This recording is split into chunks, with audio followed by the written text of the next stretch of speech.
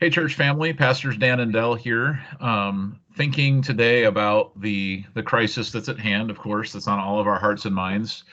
And Dell, the other day, which the news changes so fast anymore. Reporting news from a day ago, I don't even know if it's true anymore. But I saw that Michigan had surpassed 11,000 cases of coronavirus. I'm sure it's a little higher now, and that in Berrien County we were past 40 or something like that. And anyone who is in the field is also saying that those are only like the confirmed cases are the extreme cases that got tested, but probably it's very, it's a lot more widespread than what would be reported. And so just I mean, I know we probably all had to make a run or two to the grocery store since the lockdown, but I went and I had a little mask on, and it's just, it almost makes me feel sad, like I'm in this environment that just a few weeks ago was like this ongoing prosperity party, like at Sam's Club or something, where everybody is celebrating all the amazing things that America has to offer, and now we're like kind of afraid to breathe on each other and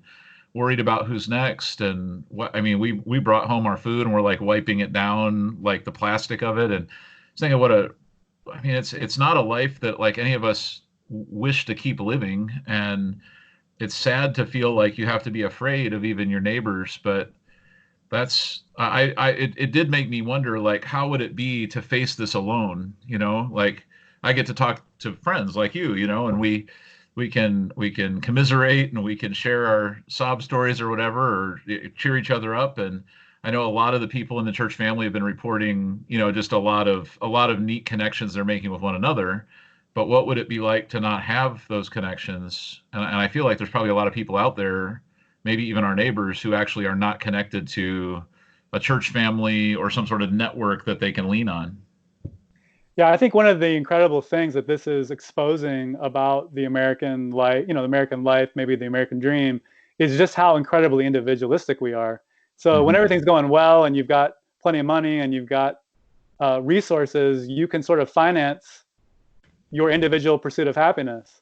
But when something like this comes in and wipes things out, it reveals how vulnerable going it alone actually is. The scripture talks about that if you don't walk with anybody, like what happens when you fall? And Right. so one of the things that I think is a wisdom piece from all of this, and a cause for Christians actually to celebrate and recommit to this idea that Jesus actually comes to us, not with a family. He comes with the family of God, and he causes us to love in a way that goes beyond ourselves and is others oriented and builds family life and community and network. Is that when stuff like this happens, we really realize how much we need each other, that we're not islands unto ourselves, and Right. that we're dependent not just financially but really in every other way, emotionally and everything, on relationships. Relationships are the most important part of life, and ultimately why we work and why we would accumulate anything. We can't take it with us, Yeah. ultimately when we die. So it's for the purpose of loving. And I think a great thing that could happen to all of us during a time like this is that we come to reprioritize how important love and relationships are, Hmm. beginning with the family of God. Yeah. Right. So I was just remembering something from a long time ago, and one of the maybe at the beginning of the Iraq War. I was listening to this press conference, and Rumsfeld, who was the Secretary of Defense, was taking questions about why the Humvees were not up armored, like they were too easy to take out with roadside bombs when they didn't have this extra armor on. And the reporters were angry, like, why isn't this done? And he said, well, you go to war with the army you have, not with the army you want. Now we have to fix it. And so thinking like there's people who have entered this like war, this difficult circumstance, without a family or without a church family. And so they're kind of like the under armored Humvee that is now facing all these landmines of difficulty, not really in the place they wish they were, not having some strong relationships. Is it still possible, like even in the middle of this trial, to forge some connections? And how would you recommend a person do that? Yeah, great question. The kingdom of God actually works through asking and receiving, which Mhm. also requires a little bit of humility. So another thing that's not really an American virtue is to ask for help. So we're kind of raised with the idea of pulling yourself up by your own bootstraps. And I love the fierceness of the American commitment to, to work and these kinds of things. But we really do, as human beings, need each other, and it's not bad to ask for help. So I would encourage anybody that's hearing this that maybe doesn't have a connection to begin looking to the church. I know our church family would be delighted to open our arms and to welcome you into the network, and to introduce you to the things that actually make our community valuable and what it is.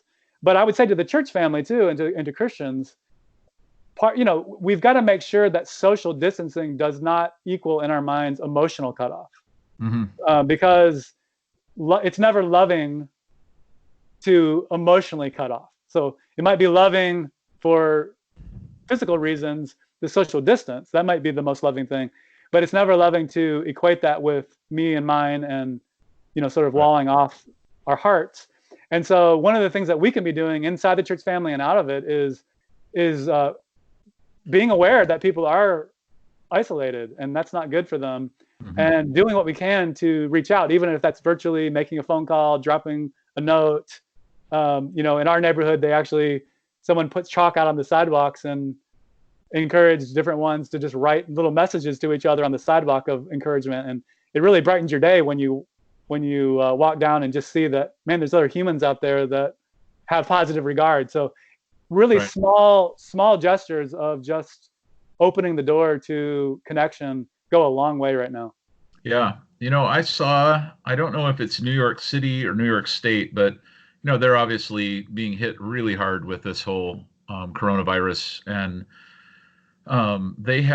so our slogan in Michigan is "Stay home, stay safe." I saw a big billboard and a picture from New York that said "Stay home, stay connected." I thought that's probably even a better message, because it kind of reminds you that even though you're supposed to stay home, you can't disconnect from the community, because that's what's going to be your source of strength. So I want to follow up on that too, and kind of offer really specifically, like if you're watching us today and you would say you don't have a church family, or you're not connected in a way where you feel emotional support, or there's not somebody praying for you, or there's not somebody who cares personally for your needs or kind of watching over you, not only would our church be open to that, but I just want to let you know, like most churches, that is their heart. That's why they're a church. That's why the community comes together. That's why the pastor is a pastor. It's because they have a heart to do that. And so many people do have, like you said, Del, kind of a standoffishness, or like, I don't want to ask for help. I don't want to admit that I have a need. But this is a moment when all of us, like, we're all in this thing together, and nobody has it all together, and nobody's looking at the future without at least a little bit of fear or worry or concern in their heart. There's no shame at all in reaching out for help. And so maybe a first step, I mean, if you're in the area where our church is physically, we would love to, engage with you, help you. But even if you're outside of our area, if you're coming from a different state or different country and you're watching this, so you can still reach out, like we will still pray for you. And you can direct message our Facebook page. You can go to our church website and call the phone number there, and somebody could pray with you. We just don't want anybody to feel alone or to feel like there's no one there who cares, because literally there are people who do care. And if they knew your need, or if they knew how they could pray for you, they definitely would. And so please reach out and let us know how we can be of service to you. Del, maybe a final thought for today would just be, as people think about having to have all their church interactions online, how would you encourage them, beyond just sort of watching church services on Facebook or something? How should they stay connected with the church family to not be sort of facing this alone, but on a more of a daily level? Like, how are you connecting with other people through this time? Yeah, we've tried on several occasions, Dan, things that I thought were going to be disasters, like a virtual dinner with a friend. Like, I thought, how dumb could that be? But it actually really cheered me up. I mean, to put the video camera down at the end of the table, and you could see down their table, and to sit and have a meal together. We're eating different food, but we're still sharing a meal and having a conversation. So I mean, I would say don't cut off from your friends, because there might be ways to use the technology we have to approximate at least some things that really will feed your soul. Right. And then I think also, don't forget that the phone still works. Yeah, So that's right. just texting or giving a friend a call, one or two people a day, I think would just be a great practice to keep the communication going. You're not bothering someone, especially now, um, Right. in the same way, and so they might really be encouraged to get your call and just know that you were thinking about them. Yeah. Okay. So let's turn that into an assignment. Let's say as soon as you're done watching this video, just pray a little prayer like, Lord, who do you want me to call or text? And then just do it right now.